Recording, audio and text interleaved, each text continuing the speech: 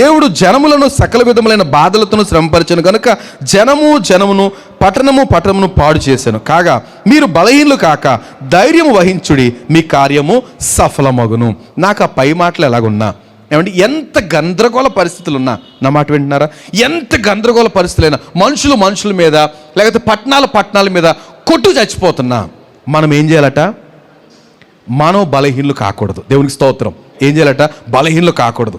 ఎంత కఠినమైన పరిస్థితులు మన చుట్టూ, ఎంత గందరగోళ పరిస్థితులు ఉన్నా మీరు బలహీనులు కాక ధైర్యం వహించాలట. అప్పుడు ఏం జరుగుద్దట?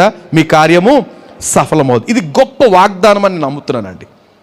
ఎప్పుడు ధైర్యం వహిస్తాం? అంత సవ్యంగా ఉండి, జనాలందరూ మనల్ని పొగుడుతూ ఉండి, అన్నీ కలిసి వచ్చేస్తుంటే అంత ధైర్యం అక్కర్లే, ఆటోమేటిక్ ధైర్యం ఉంటుంది. కానీ పరిస్థితులు అన్నీ ప్రతికూలంగా ఉన్నప్పటికీ, ఏమండి, ఎవరు మనల్ని కేర్ చేయనప్పటికీ, ఎవరు మనల్ని పట్టించుకోపోయినప్పటికీ, ఒకవేళ సంతోషము నెమ్మది దూరం అయిపోయినప్పటికీ ఏం చేయాలంట?